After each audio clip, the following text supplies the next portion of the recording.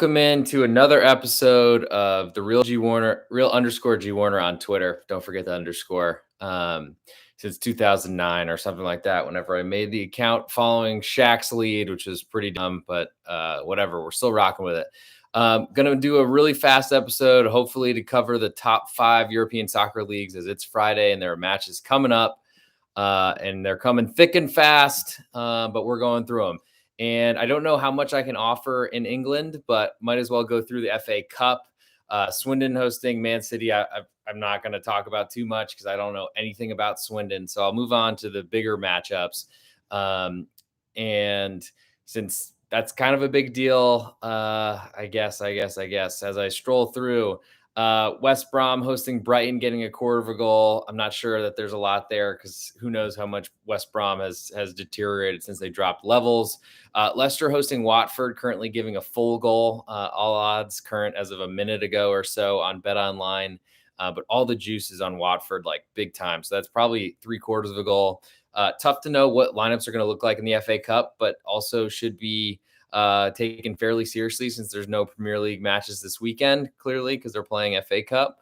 Watford's defense is so problematic. Leicester's defense also problematic, but I don't know that Watford can really do a lot to cause them some pain or problems. It's nice for Watford that Dennis didn't go away to the AFCON, which I will be doing a podcast for, assuming that I'm able to this weekend. Leicester dealing with a Vardy injury and a bunch of other injuries and all over their defense. I guess look towards the underdog in Watford, but just not sure that that's somewhere I want to be, or as I've been saying it, lose money on. Moving forward in terms of looking for other big Premier League matches or sides, because that's the easiest for me to go through as we speak. Wolves versus recently demoted Sheffield. Wolves a 1-goal favorite. I guess not too surprising because Wolves have been awesome defensively and coming off a great performance against Manchester United. West Ham hosting Leeds. Currently West Ham a 3/4 goal favorite at home with all the juice on the Leeds side. I just still don't believe in Leeds as an offense. They've been kind of pushing it or throwing it in my face recently, and late goals or late penalties and things like that have been brutal. West Ham's offense is certainly not really a great, well-oiled machine by any means. It seems like they score and are fortunate to score when they do. So I guess betting an underdog against them doesn't seem like the worst thing, but I think Leeds have a lot of problems, so will not be on my radar. And I guess the last one, Monday, we have Manchester United hosting Aston Villa. Currently United 3/4 of a goal favorite. And I'm interested in going against United as much as I can. It seems like their goals are almost fluky. Certainly Bruno Fernandes came in and could have put them ahead against Wolves and probably changed that game significantly, but wasn't really in the game because he had been substituted fairly recently in the second half. And I don't know how Rangnick is not playing him. Though it does seem that once Ronaldo came over, that really zapped Bruno's position, which is crazy because Ronaldo is so old. I mean, still obviously can do it and score goals, but isn't exactly what you're looking for in terms of building a team for the future. Aston Villa have shown under Gerrard that they're going to play great defense. Their goal scoring is an issue. But at the current 3/4 of a goal, United are going to have to win the match by multiple goals to take your full unit. So I don't think a risk on Villa drawing where you only lose half on a single goal loss is too big of a risk in the general grand scheme of things. So that is a really quick run through of England since it's the FA Cup. Going to focus more on the domestic leagues that are playing, I guess, real matches. I don't know, domestic calendar matches. Cups are cool and real, whatever. So moving to Spain, starting on Saturday, Levante hosting Mallorca. I already put it in Mallorca as a 1/4 goal underdog. I just don't see Levante being a favorite. Certainly, Mallorca hasn't been playing great. Had to come back from behind with a rotated side, but still had to come from behind to win in the Copa del Rey midweek. Levante haven't won in 2 years now almost, or at least it was 2020 on the calendar, I think. And as a favorite, when they're required to win with the defensive issues they have, plus COVID to El Comandante, so we're not even sure what he's going to really offer. Certainly playing early does leave me at risk a little bit on Mallorca, but didn't want to lose a 1/4 of a goal as an underdog because I feel like the money might swing around despite Levante being at home and Mallorca having some struggles as of late. Moving next to Real Sociedad hosting Celta de Vigo. Celta's been playing really well lately. They kind of turned it on and off as it wasn't really clicking at all to start the season. Defense has always been an issue, but they've been hiding that a fair amount because they've had the ball a lot. Iago Aspas is, until he retires, is expected for a goal a game, it seems to me. Definitely from the penalty spot, but even just creating, and what he did to Betis was awesome. Real Sociedad have big problems, it seems. They were stretched between two competitions and survived Europa League and had a downturn in form in the league because of that. But Mikel Oyarzabal taking that ridiculous red card against Villarreal changed that match. And then not sure if he's even eligible for this match, might still be suspended. I just don't think Sociedad, after kind of struggling in the cup in midweek, are really firing. As a half a goal favorite at home, I'm interested in Celta because they've been playing well. I think have a pretty good unbeaten streak on the road, and their offense has been great. Certainly I'm worried about their defense, but the Real Sociedad goalkeeper situation is also not a good one. So a lot of arrows pointed to Celta, especially when a draw wins a full bet. Granada then hosts Barcelona, getting 3/4 of a goal. And Barca, certainly with a good win against Mallorca, put Mallorca under a ton of pressure last week and finally covered the spread after not doing it for a very long time, it felt like. Granada's been playing well, though, I got to say. Their age front line has been producing until they're out of the lineup. I think you continue to expect them to produce until you see an injury, and certainly could pop up in any matchup. And they're going to be on their back foot trying to defend Barcelona. But Barca giving this type of number on the road doesn't make a lot of sense if they're only giving a quarter to Mallorca. Based on the strength of those two teams, Granada going in the upward direction, Mallorca falling downwards. And I got to say, I just don't really see where this number came from. I know that Barca had some COVID outbreak issues, but and lost a fair amount of the side. But I feel like the starting lineup wasn't that different against Mallorca. So it's big number, way bigger than I expected. And I really hope we're back to Barcelona being overpriced because I look forward to being against them, even though their youth is certainly getting better. Last match on Saturday is Real Madrid hosting Valencia. Currently, Real Madrid a 1.25 favorites with all the juice, likely climbing to 1.5. Valencia are on a downturn. They haven't been playing well lately. Real Madrid not playing great either, though, struggling, losing surprisingly at Getafe to kick off the new year, and then played some pretty good players in the midweek match against like a third-tier Spanish side and ended up conceding an equalizer in the second half and had to get 2 goals late, one off a deflection, another was really fortunate to win. Do I want to back Valencia, though? I think as it starts to climb and hits 1.5, that becomes more interesting that they lose by a goal and you still win a unit. Don't really love underdogs of over a goal because that really puts you into scary positions with conceding that easy goal on a counterattack late because you're pushing forward to equalize. But here I go talking myself into Valencia. I'd like to be as far away from possible on that one, but ultimately Real Madrid certainly haven't been delivering on these type of spreads, nor have they been playing well to start the year. And I'm not sure on a second game in a week or third game in a week, really, if that's going to be enough to really turn things around and turn things on. Third game in 8 days, whatever. Moving to Sunday, Rayo Vallecano hosting Betis, currently pick 'em at home, all the juice on the Rayo side. It's a little bit surprising. I was kind of hoping that Betis might be a small underdog in a position to respond to a really poor performance against Celta de Vigo. And Rayo Vallecano is still really a completely different team at home than they are on the road. But I think that there's some concern in how Rayo's playing and their struggles on the road, maybe flickering or trickling into their home performance, which has been outstanding. And they're going to sit back and counter, and that's weird as a favorite. So maybe that's why, especially because we're Betis sitting the table, I think in a Champions League place because they were third entering last weekend's play. We'll see what happens, but I picked not much for me to do. Sevilla, goal favorite at home to Getafe with all the juice on the Getafe side. I think this is a number where if it falls below 1, I'm less interested, but currently at the number of +1 with that full goal of insurance, I'm interested in Getafe. Their new managers come in and restored. Bordalas is really kind of fighting, physical, very tough play where they kind of scrap for a goal. And that doesn't happen very often, but at least they're not as open. Sevilla haven't been playing as well lately, have been dealing with a ton of injuries, and the goals just never seem to come that easily for them. Possession always does, but the goals don't necessarily fall in line with that. I don't know. I don't love the idea against going to Sevilla at home because that's where they're best, and they are going to have a ton of possession in this matchup.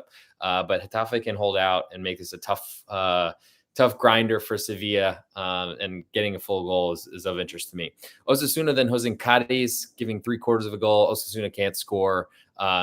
Really surprising to see them take a lead against Athletic Club, who couldn't score either, and then concede three, a hat trick to Oyarzabal Sunset. Cadiz are a really tough team to back because they're not going to have any possession, and their goal scoring is very, very unexpected. But this is a matchup that could end goalless, and that would win you a full bet. And if Osasuna do score, they only win 1-0. You only lose half of your wager. So most of the juice on Cadiz right now, but currently getting 3/4. That would be the way that I would lean. Though I've been trying to stay as far away from Cadiz as possible because they're looking like they're getting relegated this season. Alaves then hosting Athletic Club, getting half of a goal at home with all the juice on Alaves at home. Athletic Club kind of broke out. Iñaki Williams has always been a scary person on the ball, especially on a counter, but he was assisting goals. Felt like a lot of them. I can't remember exactly how many he had, but he and Sunset in the box, the crosses worked really well against Osasuna. And that was coming off a really good goal scoring effort against Betis at home, where they came back from 2-1 down in the second half to win 3-2. And really put me to the stake. I got to say, though, Alaves at home have been pretty tough and are going to play a really tough game and make it hard on Athletic Club to score. I'm not sure that I really believe Athletic Club are a goal scoring, or that they fix those goal scoring problems. And I think Alaves are going to sit back and defend even at home, and are going to make it really hard on Athletic Club to get their needed counterattacks to win. So seeing them half a goal favorite seems a little bit high on the road. Though I really do like Athletic Club as a defensive side when they can sit back and counter. I just don't think that this match will allow that for them. Villarreal then hosting Atletico Madrid. Currently Villarreal pick them, but most of the juice on Atletico. I really hope that Simeone's side climb to a quarter goal favorite, because Villarreal are playing really well. They're finally healthy with Gerard Moreno back, and then also a bunch of other players that are coming into form. And I really like what they look like. Unai Emery has been doing a good job with them. They've somehow survived Champions League, which is great for them, advance the knockout round. And I think that's going to hurt them going forward, but that doesn't affect them now. And as a home underdog, I'd be very interested, because I'm not a fan of Atletico whatsoever, and losing Trippier is not a great sign for a defense that's been struggling, and really might put a little bit more emphasis on playing players out of position, though it might get some more talented youngsters on the pitch. So we'll see what happens, but ultimately I'd lean Villarreal if they climb to a quarter goal underdog. And moving to Monday, Espanyol hosting Elche. Currently Espanyol a half a goal favorite at home with all the juice, which is a lot for them to lay, considering their goal scoring issues. They seem to be great at set pieces and bundling the ball in across the line, but that's not a really great thing as a favorite, especially if it climbs to 3/4, where a single goal win would only win half a bet for me if I'm betting Elche. Elche had some COVID issues last week, and certainly that was a concern. Rotated their lineup fairly significantly in the Copa, but we'll see what that lineup look like and all that sort of stuff on Monday. As a standalone game, I think might catch some money on the home favorite, and Elche I think are pretty comparable to what I've seen from Espanyol recently. I don't know that their defense is as good as I was praising it about, and their goal scoring has kind of dried up. Okay, moving to Serie A, and we have Sunday matches. Empoli hosting Sassuolo, currently a pick'em. Sassuolo far down in the table from where they should be based on how they've been playing. Empoli scored 3 goals and didn't get anything, and only got a point from Lazio. Pretty disappointing considering the leads they had, 2-0 and 3-2. Not a lot for me to do at pick'em. Venezia getting a full goal from AC Milan, had the midweek off, COVID cancellations. I'm not sure what's going to happen with this schedule this weekend. But Milan with a good performance against Roma, though they took advantage of a really bad mistake and a handball to go up 2-0, and then had to hang on for dear life until they got a late goal. Venezia have been pretty good at being difficult to break down and really fighting the top of the league. Like I said, I'm not a believer in AC Milan sitting second in the table, though I do like that they're pretty aggressive with their center backs defensively to really put pressure on the opposition. I do think that leaves them open a little bit. I'm just not sure that Venezia are a team that take advantage of that. But getting the full goal of insurance is of interest. Napoli then hosting Sampdoria, currently giving a goal and a quarter. Pretty good performance against Juve, though they didn't hang on to a 1-0 lead. Napoli's still so banged up, missing so many players. That's really hard to see them as a big favorite like this. Though Sampdoria collapsing and taking an early lead against calorie, which wasn't really deserved, and then giving that up and losing the match, pretty brutal to a team that I think had won one match the entire season. Samp are also the kings of giving up goals late to kill their spreads because they always push and go all out for that last goal to equalize and end up giving one up the other end. I don't know. It depends what Napoli's putting out there because that lineup is a big question mark considering the injuries and COVID stuff they've been dealing with. Roma hosting Juve, currently getting a quarter at home. Juve continue to be overpriced. I'm not sure. Like Roma didn't play great midweek and certainly had some issues. We'll see what Pellegrini looks like playing on 2 days after just returning from injury, and he's a really important part to their offense. I don't think that they're going to make the big crucial mistakes like they did the beginning against AC Milan, but that happens. And Juve's offense just doesn't seem to do much. I mean, Chiesa coming in off of injury too. We'll see how much he goes for and probably starts again because they have to have him, though I think it'd probably be if they had more resources, he would come off the bench in this one. Roma at home, I think are a side I want at a quarter. Genoa then hosting Spezia, giving a quarter of a goal with all the juice on Genoa. That's saying something considering Genoa's inability to score so far. They took an early lead against Sassuolo thanks to a missed kick that fell perfectly to a guy who was barely onside.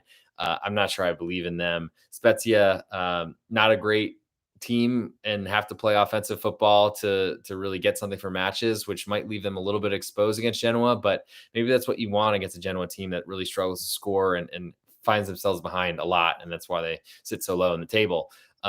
If this climbs to half of a goal, it's going to be really hard for me to resist Spezia, though I've been kind of looking to avoid them as much as possible this season. Inter Milan hosting Lazio, currently giving a goal and a quarter. Lazio's defense is a big problem. Inter didn't play midweek.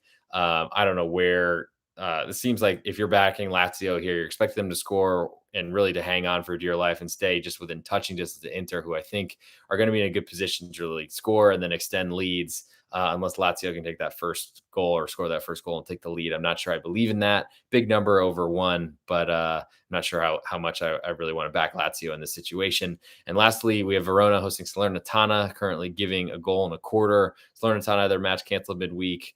I don't know, the worst team bottom in the league because they seem to have won 2 matches somehow. I can't really explain those, and then lost all the rest of them basically. Verona maybe getting a little bit of confidence from how they played against Spezia in the midweek.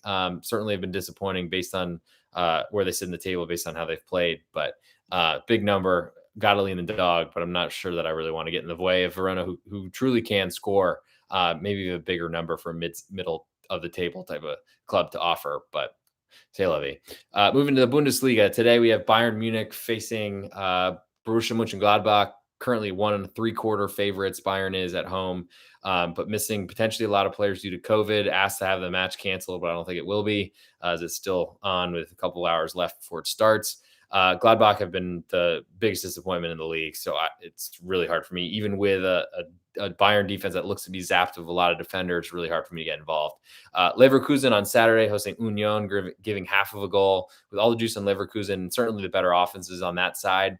As this climbs to 3/4, though, I'm interested in backing Union, who hopefully got some good rest in over the last few weeks and no longer have to worry about the Conference League zapping their legs and really affecting their play on both fronts. I expect Union will play defensive football and will be a lot better moving forward. I do have a little bit of concern in them trying to match scores with Leverkusen, especially if Leverkusen take a lead.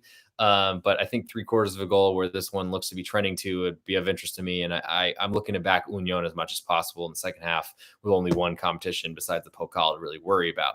Greater Fourth hosting Stuttgart, getting half of a goal at home is a big number. Makes me wonder who's going to be available for Stuttgart and wondering if Sasa is ever going to come back. But until then, it's hard to trust Stuttgart to score.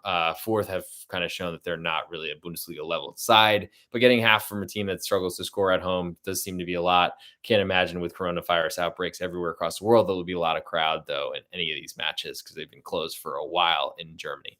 Leipzig then hosting Mainz, giving 3/4 of a goal with all the juice almost on Mainz. Leipzig, don't really trust them. Don't believe in their scoring ability. Their defense is okay and fits in this type of situation, but Mainz are going to make it really tough on Leipzig.